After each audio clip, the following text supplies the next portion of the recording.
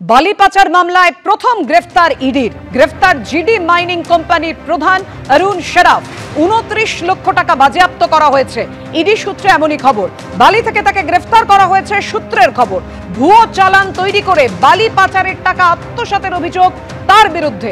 ঝাড়গ্রাম, পশ্চিম মেদিনীপুরে তল্লাশি চালায় ইডি। আপনারা জানেন, একাধিক ব্যবসায়ীর বাড়িতে তল্লাশি চালায় ইডি, কয়েক লক্ষ টাকা বাজেয়াপ্ত করে। এবার আপনাদেরকে জানিয়ে রাখি, ইডি সূত্রে যা খবর পাওয়া যাচ্ছে, বালি পাচার মামলায় প্রথম গ্রেফতার ইডির জিডি মাইনিং কোম্পানির প্রধান অরুণ শরাফ। ২৯ লক্ষ টাকা বাজেয়াপ্ত হয়েছে।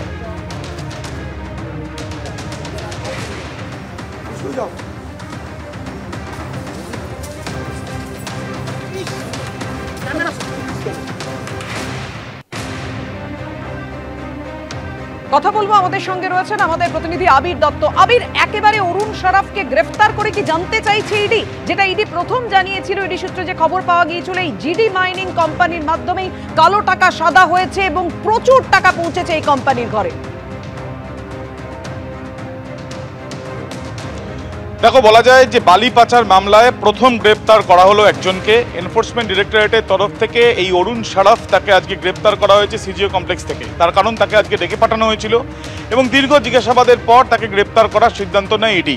বর্তমানে তাকে ব্যাংশাল আদালতে পেশ করা হয়েছে এবং ইডির তরফ থেকে কিন্তু চাঞ্চল্যকর তথ্য আজকে আদালতে দেওয়া হয়েছে, বা বলা যায় যে তাদের তরফ থেকে দাবি করা হয়েছে যে ৭৮ কোটি টাকা নয়-ছয় করা হয়েছে এই বালি পাচারে। এখনো পর্যন্ত প্রাথমিক স্টেজে তাদের এই তদন্ত, এবং এই তদন্ত করতে গিয়ে তারা যেটা জানতে পারেন, বা বিভিন্ন জায়গায় তল্লাশি অভিযান করে ২৯ লক্ষ টাকা এই অরুণ শরাফের অফিস এবং অফিসের বাইরে বিভিন্ন জায়গা থেকে তারা উদ্ধার করেছেন বলে তারা ইতিমধ্যে আদালতে জানিয়েছেন।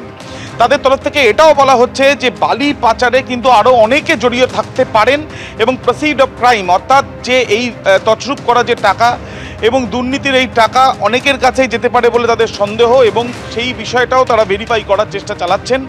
বেশ কিছু এভিডেন্স তাদের হাতে রয়েছে, সেগুলো তারা খতিয়ে দেখছেন।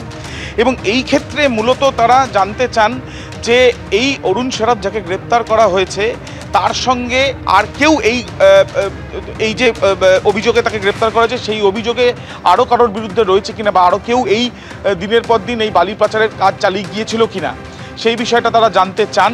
এবং তারা মনে করেছেন, আদালতে ইতিমধ্যে তারা ১৪ দিনের ইডি হেফাজত যাতে পাওয়া যায় তাকে, সেই আবেদনই করেছেন। উল্টো দিকে যাকে গ্রেপ্তার করা হয়েছে তার আইনজীবীর তরফ থেকে বলা হচ্ছে যে এর আগে একটি মামলা হয়েছিল, পুলিশের তরফ থেকেও একটি মামলা হয়েছে, যেটা আমরা জানি।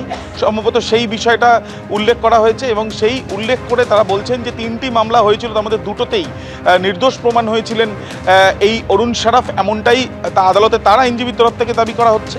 কিন্তু পাবলিক প্রসিকিউটর অর্থাৎ ইডির তরফ থেকে যিনি আইনজীবী বা সরকারি আইনজীবী, তিনি স্পষ্টত বলছেন যে এই যে অভিযোগ তাদের এসছে, সেই অভিযোগের পরিপ্রেক্ষিতে তারা যে তদন্ত করছেন, সেই তদন্তে আরও অনেকে জড়িয়ে থাকতে পারে বলে তাদের অনুমান। ৭৮ কোটি টাকা এখনও পর্যন্ত তাদের যেটা প্রাথমিকভাবে তারা জানতে পাচ্ছেন যে যেটা তছরূপ করা হয়েছে বলে তারা জানতে পাচ্ছেন। এবং মূলত যে বিভিন্নভাবে যে সিএফটির ওপরে নির্ভর করে তারা যে বিভিন্ন জায়গা থেকে টাকা নেওয়া হয়েছিল, এবং সেই ক্ষেত্রে চালান তৈরি করা, জাল চালান তৈরি করা, এবং সেটার মাধ্যমে দিনের পর দিন এই বালি পাচার চলেছে, এবং নদী থেকে বালি তুলে সেটা বিভিন্ন জায়গায় পাঠানো হয়েছে, টাকা মুনাফা কামানো গিয়েছে, কিন্তু তার লভ্যাংশও গেছে অনেক জায়গাতে তারা মনে করছেন।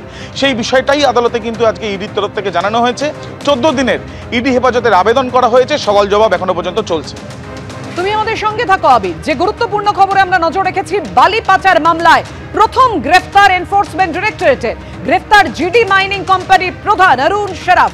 ২৯ লক্ষ টাকা বাজেয়াপ্ত হয়েছে ইডি সূত্রে খবর, এবং ইডি যেটা আদালতে জানিয়েছে যে ৭৮ কোটি টাকা, এই যে অভিযোগ যে সামনে এসছে, এই অরুণ শরাফ ৭৮ কোটি টাকা ভুয়ো চালান তৈরি করে নয়-ছয় করেছে, এমনটাই অভিযোগ সামনে এসেছে। ইডি জানিয়েছে আজকে আদালতে, যে খবর পাওয়া যাচ্ছে।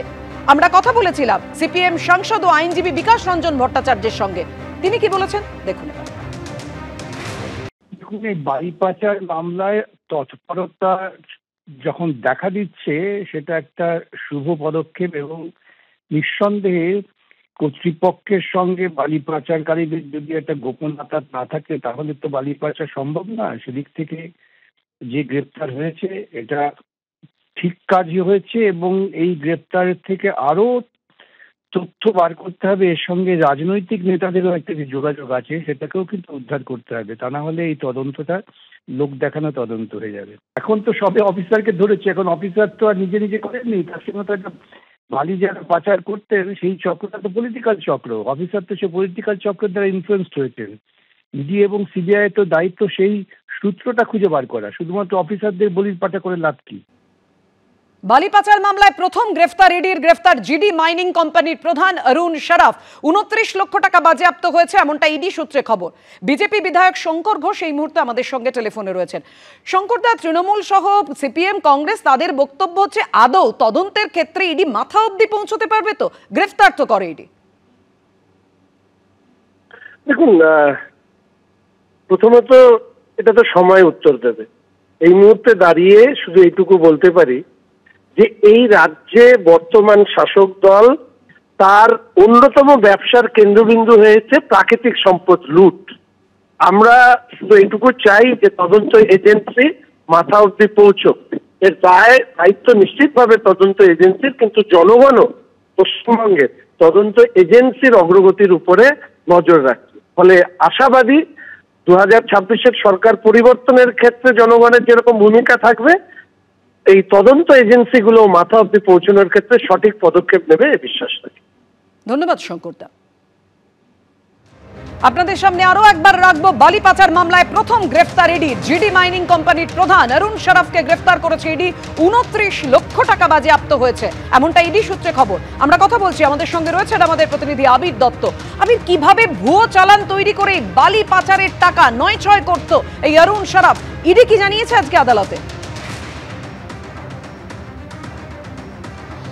দেখো, আদালতের তরফ থেকে বলা হচ্ছে যে একেবারে পুরোপুরি সংগঠিতভাবে এই অপরাধটা চালানো হয়েছিল এবং তারা বিভিন্ন যে এফআইআর হয়েছিল সেই এফআইআর তাদের কাছে পেয়ে বা তার সেখানে চার্জশিটও হয়েছে তারা জানতে পেরে তাদের তরফ থেকে আলাদাভাবে ইসিআইআর করা হয় এবং সেটা করার পর তারা যে তদন্তে নেবে আমরা দেখেছি কখনো 22টি জায়গায়, কখনো 6টি জায়গায় দফায় দফায় তারা তল্লাশি অভিযান চালান।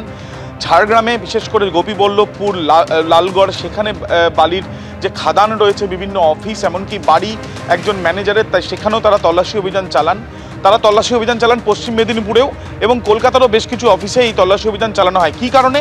কারণ একটাই, যে বালি পাচার হচ্ছে, তাদের কাছে যে তথ্য প্রমাণ এসে পৌঁছেছে সেই বিষয় নিয়ে তথ্য প্রমাণ আরও বেশি সংখ্যায় যাতে জোগাড় করা যায়, কে বা কারার পেছনে রয়েছে, কারা কারা লাভবান সেটা জানার জন্যই।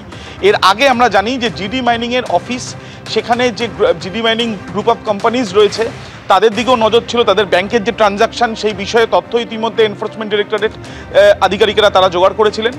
অন্যদিকে এই যে অরুণ শরাফ, তাকেও ডেকে পাঠানো হয়েছিল। তাকে ডেকে পাঠানোর পর এর আগে তাকে জিজ্ঞাসাবাদ করা হয় এবং আজকে ফের তাকে ডেকে পাঠানো হয় সিজিও কমপ্লেক্সে। তাকে দীর্ঘ জিজ্ঞাসাবাদের পর তাকে গ্রেপ্তারের সিদ্ধান্ত নেন ইডির আধিকারিকেরা। আজকে রাতে ব্যাংশাল আদালতে তাকে এসে পেশ করানো হয় এবং সেখানে সিজিএমের এজলাসে সেখানে এই সওয়াল জবাব চলছে। সেখানে স্পষ্টত ইডির আধিকারিকরা সেখানে উপস্থিত, যিনি তদন্তকারী আধিকারিক তিনিও রয়েছেন এবং তার সাথে সাথে পাবলিক প্রসিকিউটর অর্থাৎ ইডির তরফ থেকে যিনি সরকারি আইনজীবী তিনি স্পষ্টত উল্লেখ করেন যে 78 কোটি টাকা 9-6-এর হিসেব এখনো পর্যন্ত তারা পাচ্ছেন বা এই বিষয় নিয়ে তারা জানতে পাচ্ছেন, তথ্য প্রমাণ তারা পাচ্ছেন। অন্যদিকে 29 লক্ষ টাকা এখনো পর্যন্ত উদ্ধার করা হয়েছে, কিন্তু তারা মনে করছেন এটাও যে এই জন্যই 14 দিনের হেফাজতে তারা চাইছেন এই অরুণ শরাফকে। সে যদি ছাড়া পেয়ে যায় তাহলে সেই ক্ষেত্রে বেশ কিছু তথ্য সেগুলো নষ্ট হতে পারে, ট্যাম্পারিং হতে পারে, সেই আশঙ্কার কথা তারা আদালতে জানিয়েছেন। দ্বিতীয়ত তারা মনে করছেন যে এই বালি পাচারে আরও অনেকে জড়িত রয়েছে এবং তারা কারা সেটা তারা জানতে চান এবং সেই জন্যই এই হেফাজতের প্রয়োজনীয়তা রয়েছে।